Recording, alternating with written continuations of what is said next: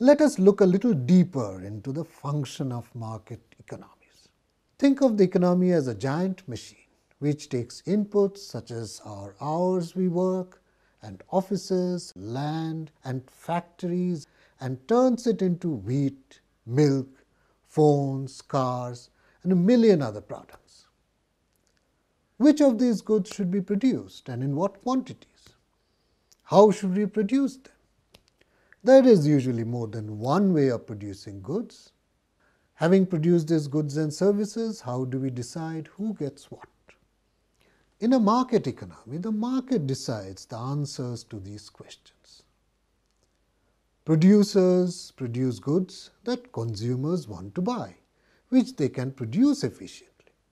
Consumers go to the market with money, which they exchange for goods and services.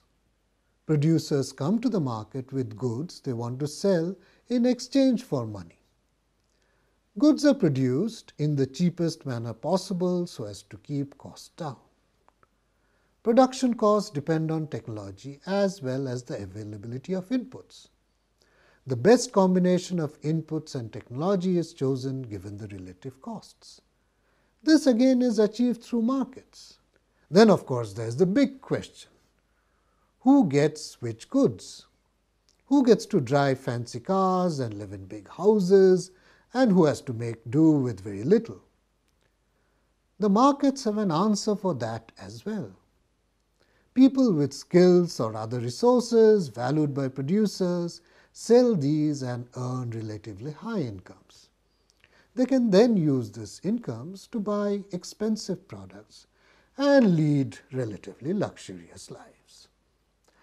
So the distribution of goods and services depends on marketable skills and resources. Some people perhaps rightly think that this is unfair. We may wish that basic necessities of life such as food, clothing and shelter should be available to all, regardless of whether they can afford it. Most economists would have no problems with this desire. They only complain when attempts to achieve this is done by interfering with the market mechanism, which often creates more problems than it solves. We will discuss this issue a little more at a later date. For the time being, I want you to appreciate how marvelous the market is. As I speak, billions of people are engaged in buying and producing millions of goods and services. They are doing so without anyone coordinating their actions. Some of you must have bought some milk or bread or vegetables today. Vegetables such as onions and potatoes are produced far away and have to go through several hands before they reach your local market. Yet they do show up almost every day.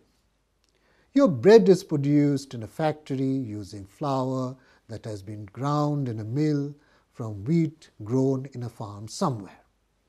All this requires a great deal of coordination that is achieved by the market without any visible coordination.